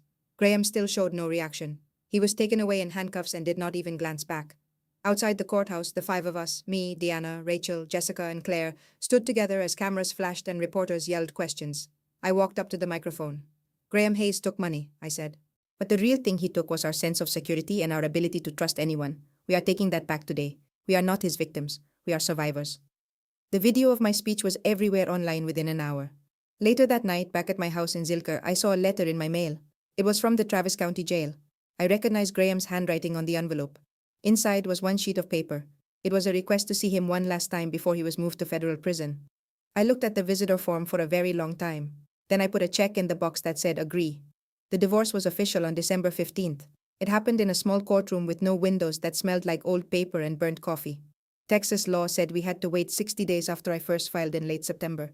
The judge Alvarez approved the divorce right away. She ruled it was a fault-based divorce because Graham's fraud and stealing were more than enough reason. I got to keep the house, the money he stole was returned, and I would get a part of the payback money over the next few years. That money would come as the FBI sold off Graham's things. I did not want alimony. I did not want any more of his money than what he had already taken from me. By that time, the FBI had already found his secret bank accounts, $1.8 million hidden in the Cayman Islands.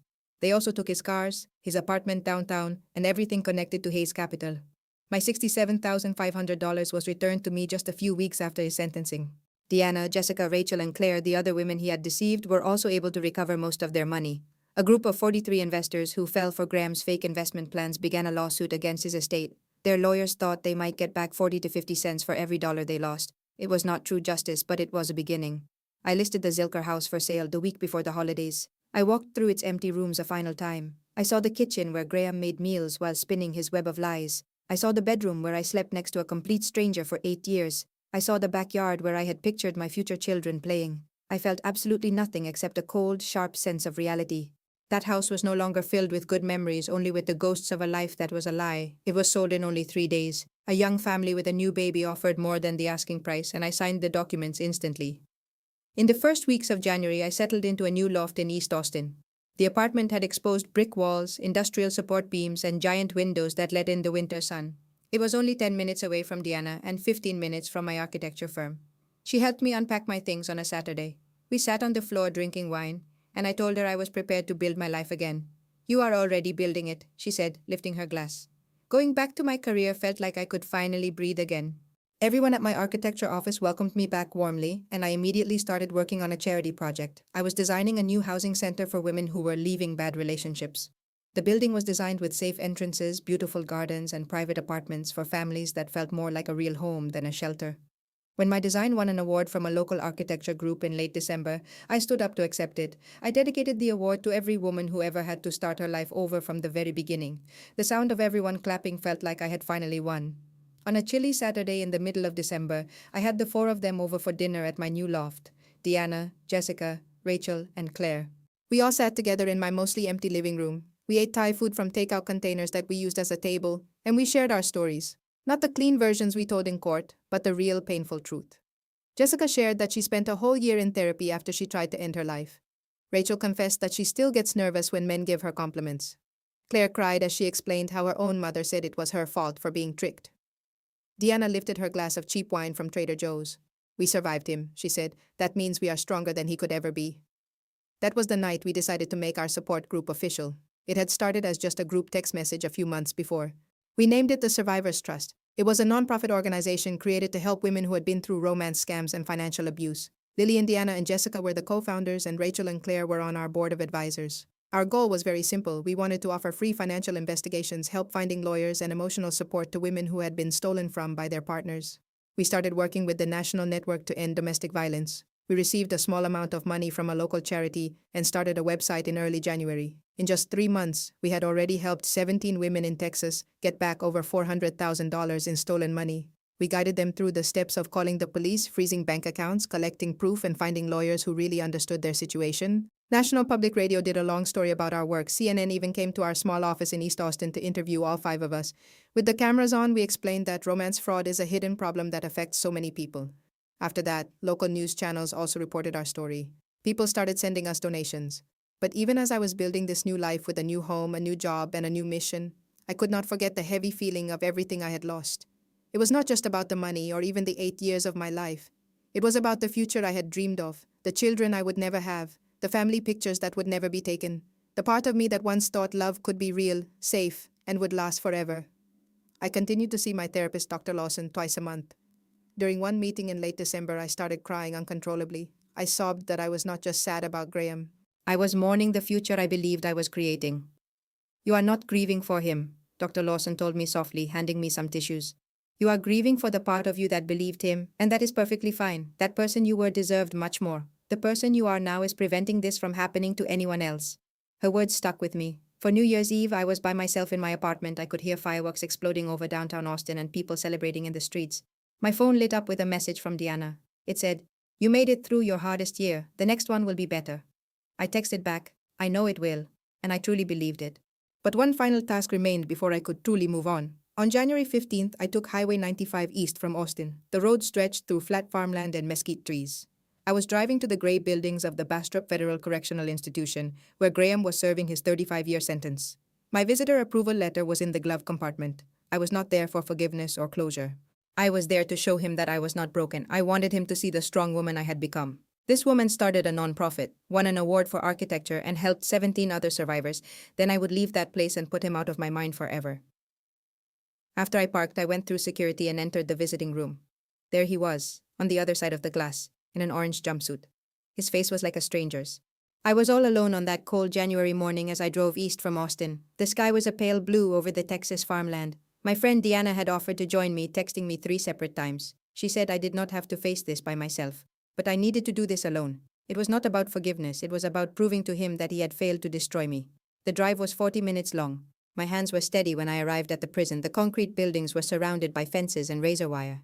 The place looked exactly as it was meant to. It was a place where hope simply vanished. At the main gate, I showed my driver's license and the approval letter.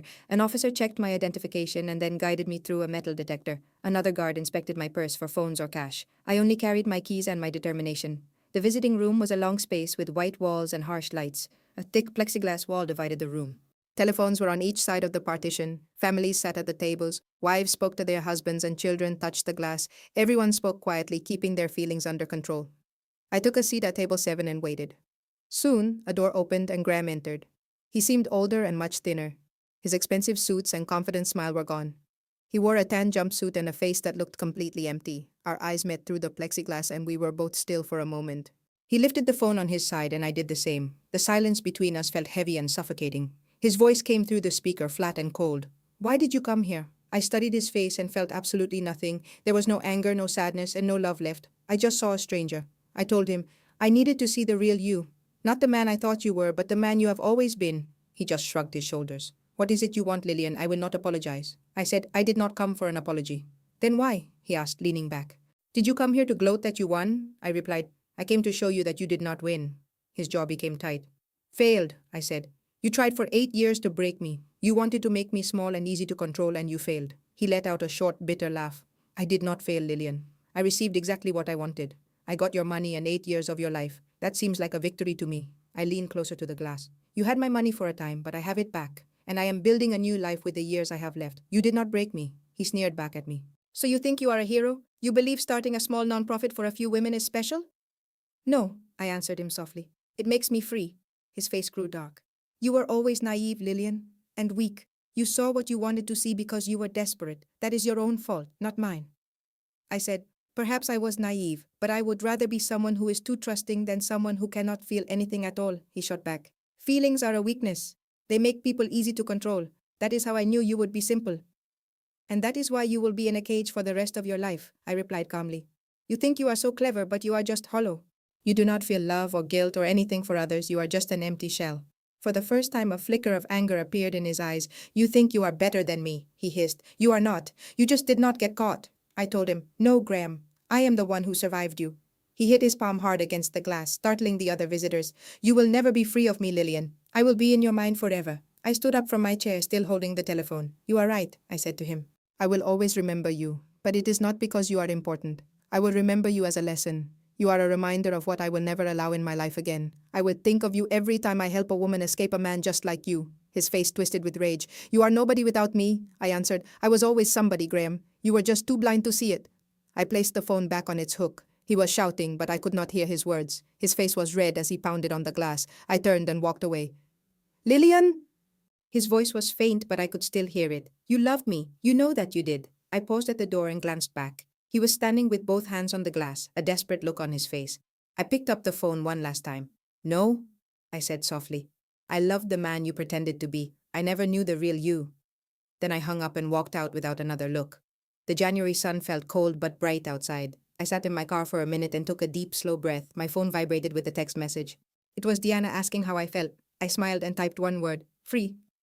I turned on the car and drove away from that prison. I watched it get smaller in my mirror until it was gone. Graham Hayes was just a single chapter of my life, and I was the one who was writing the ending now.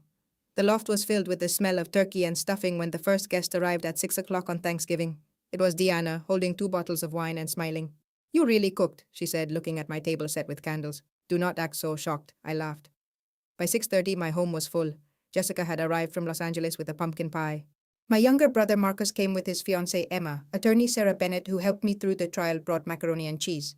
Ben Carter, a lawyer I met in June, arrived with flowers and a gentle smile. And then there was Erin Sullivan, Deanna's former fiancé. Graham had ruined their life together 8 years ago. They had reconnected 6 months ago, and tonight he was standing right beside her. As she looked at him, I saw a sense of peace in her eyes that had been missing for years. We all sat around the table as the sun went down. The city lights of East Austin began to sparkle outside. The turkey was not perfect and the potatoes were a little lumpy, but none of that was important. What was important was the sound of laughter and the warmth of friends. During dinner, I stood up and raised my glass. Everyone became quiet. A year ago, I did not think I would survive this, I said. I thought my life was completely over. I looked at all the people who had helped me, but I did survive. My life did not truly end. It just started over. Graham stole a lot from me, 8 years of my life, $67,500 and my dream of having children, but he could not take this. I pointed to the people around me. He was not able to take the people here, the community we created, or the person I have now become. So I want to thank you for supporting me, for trusting me, and for teaching me that family is not just about blood relatives or a marriage certificate. It is about the people who are there for you when your world collapses. Deanna dabbed at her eyes. Jessica held my hand tightly. Ben gave me a quiet, proud smile. To those who survive, Deanna toasted, lifting her glass. To new beginnings, Erin chimed in. To family, Marcus added. We all drank, and the room filled with warm conversation, a happiness that comes only from overcoming something that was meant to destroy you. After we ate, Deanna and I took our wine to the rooftop. I had hung small lights along the railing, and they cast a warm glow in the cool November air. The lights of the Austin skyline glittered against the dark Texas sky. Remember that letter you received last month? Deanna asked, leaning on the railing. From the publisher, I confirmed with a nod. They are going to publish my life story. That is incredible, Lil. What is incredible is telling my story my own way, I explained. Not as a victim, but as a person who stood up for herself. What is the title? She asked. Trust and Theft, How I Endured Financial Abuse and Found My Strength. That is perfect, she said. We stood there quietly, just watching the city lights below us. This year, we provided aid to 47 women, Deanna mentioned softly. Through the Survivors Fund, and we recovered $1.2 million, I continued. You are changing people's lives, Lillian. We are changing them together, I corrected her. This would not be possible without you, Jessica, Rachel, Claire, or any woman who was brave enough to admit, this also happened to me. Deanna turned to face me. Do you have any regrets about pursuing him so fiercely? I recalled the fear, the lost sleep, and the dinner at Uchi where I hid a recorder in my dress. I thought about the trial and the prison visit when I looked him in the eyes and did not flinch. No, I answered. Not even for a moment. Good, Deanna said, touching her glass to mine. You are quite a powerhouse, I chuckled. I am getting there. From downstairs, I could hear Ben's deep laugh float up through the open door. Back in June, when we first met at a charity event, I was too scared to even think about dating. But Ben was patient and kind. He was respectful in a way I was just starting to realize I deserved. We took things slowly, with coffee dates, long walks, and late-night talks. He knew my past. He never tried to fix me. He was just consistently there, letting me move at my own speed. I was not in love with him yet, but I could feel it was possible, like the first sign of spring after a cold winter. Deanna gave my shoulder a gentle squeeze. I am going to go back inside. Erin is probably telling Marcus all about cryptocurrency. I laughed. Go rescue my brother. She went down the stairs, leaving me alone on the roof. The November air was cool on my skin and the lights swayed above me. I thought about Graham in a federal prison 500 miles from here with a 35-year sentence. I rarely thought of him now. There was no anger, sadness, or even satisfaction. He just was not on my mind. But tonight, under the big Texas sky, feeling the warmth of my chosen family downstairs, I felt a strange emotion. I felt thankful, not for him, but for the lessons his betrayal forced me to learn. I learned I was much stronger than I had thought. I could overcome the worst things imaginable. I could rebuild a life that was even better than before. I closed my eyes, breathed deeply, and said quietly into the night, I am free. And it was true. Betrayal can either break you, or it can forge you into someone stronger. I discovered that the decision was always up to me. When I reflect on my story, I see a woman who gave her love and trust too easily. Family betrayal is not always from your relatives. Sometimes it is the person right next to you, the one who promised you forever. The betrayal from Graham was more painful than any stranger's crime. It hurt so much because my entire future was planned with him. What I went through was more than just a family betrayal. It was a deliberate attack on every single one of my dreams. He took advantage of every weakness I never knew I had. He turned 8 years of my life into his own twisted revenge against women who were brave enough to trust. Let me offer some advice. Do not be like I was. Pay attention to the warning signs like secrecy about money, being cut off from your friends, or stories that do not make sense. Do not wait until you have concrete evidence to question something that feels wrong. Never give up your own independence for what seems like a partnership. Here are the lessons I learned. First, being open about finances is not unromantic, it is critical. Second, trust is built on consistent actions, not on charm. Third, being vulnerable is a strength, but being cautious is a survival skill. Fourth, you can rise from the ashes and become more powerful than you ever thought possible. I personally believe that God did not cause my pain, but He was with me through it all. In my worst moments when I doubted I could go on, I discovered a strength I never knew I had. I believe that strength came from a higher power. If my experience can help just one woman from signing papers she does not understand, from ignoring her gut feeling, or from losing her identity in lies, then my 8 years of suffering will have had a purpose. You are not to blame for how someone else betrays you, but you are accountable for your actions afterward. Make the choice to survive. Make the choice to rebuild. Make the choice to be free. Thank you for following my story from beginning to end. I would be interested to hear your thoughts. What would you have done in my position if you learned your partner had stolen from you and was planning a massive fraud? Please share your ideas in the comments. If this story connected with you, please think about subscribing to the channel so you do not miss what comes next. A quick note, while this story is based on real financial abuse cases, some parts were changed for dramatic effect. If this type of content is not for you, please feel free to check out other videos you might enjoy more.